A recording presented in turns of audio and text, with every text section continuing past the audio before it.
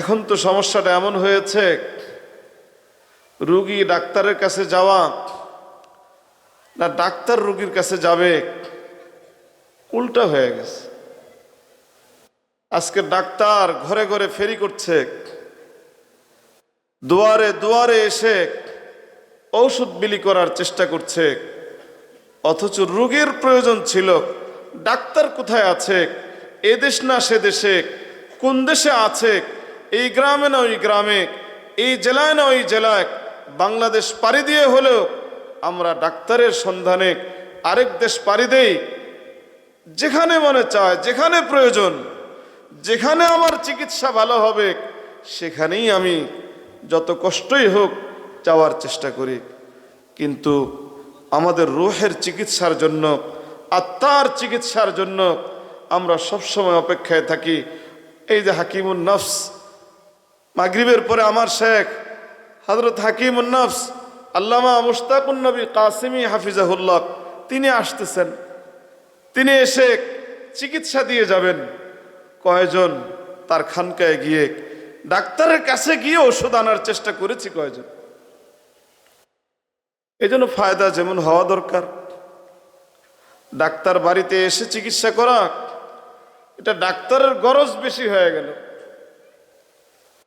আমরা আমাদের আত্মার ব্যাধি সম্পর্কে যদি অনুভব করতাম, আমি কি পরিমাণ রোগে আক্রান্ত, এই রোগ যদি চিনতাম, রোগের ভয়াবহতা সম্পর্কে যদি আমি জানতাম, তাহলে আমি বসে থাকতে পারতাম না।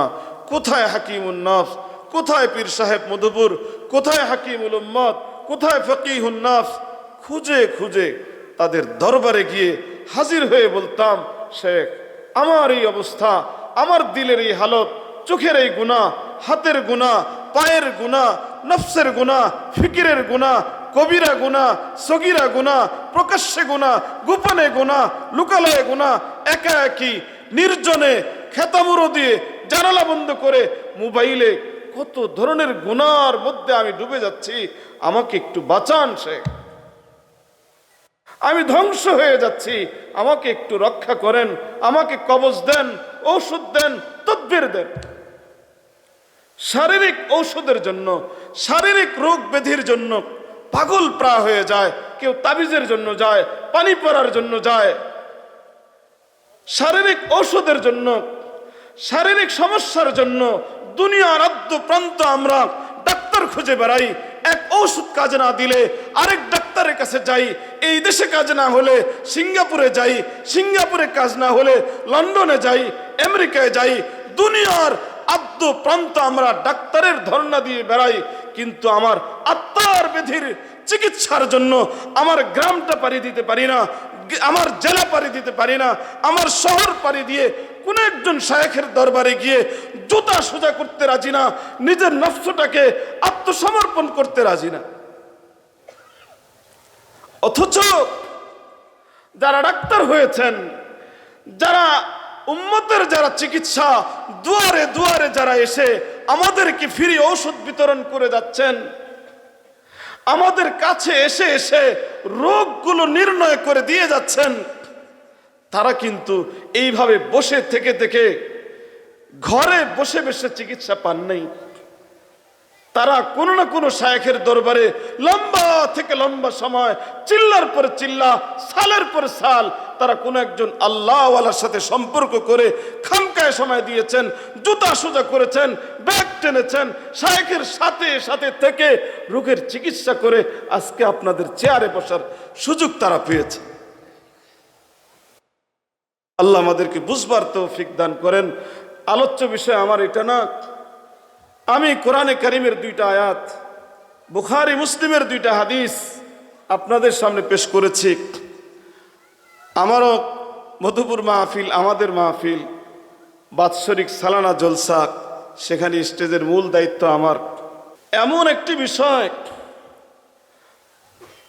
এলাকার যুব সমাজকে আমার অন্তঃস্থল থেকে আমি দোয়া দিচ্ছি, খতমে নবুয়তের ব্যানারে আজকের এই ইসলামী মহাসম্মেলন আয়োজন করার জন্য।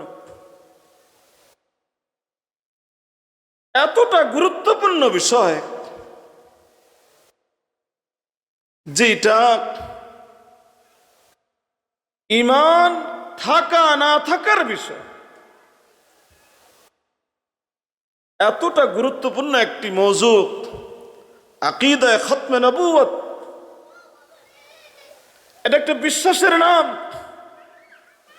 যে বিশ্বাসের উপরে উম্মত মুসলমান থাকবে, যে বিশ্বাসের ভিত্তিতে আমি মুসলমান, যে বিশ্বাস না থাকলে আমার দাড়ি থাকলেও আমি বেঈমান, যে বিশ্বাস না থাকলে আমার টুপি থাকলেও আমি অমুসলিম, যে বিশ্বাস না থাকলে আমি কাফের, যে বিশ্বাস না থাকলে আমার মাথায় পাগড়ি থাকলেও আমি কাফের, যে বিশ্বাসে বিশ্বাসী না হলে 5 ওয়াক্ত নামাজ পড়লেও কাফের, যে বিশ্বাসে বিশ্বাসী না হলে প্রতি বছর হজ্জে বাইতুল্লাহ করলেও কাফের, যে বিশ্বাসে বিশ্বাসী না হলে মদিনা রওজায়ে আতহারে গিয়ে সালাম দিলেও কাফের, যে বিশ্বাসে বিশ্বাসী না হলে দৈনিক কোরআনে কারীমের একটি করে খতম দিলেও সে কাফের।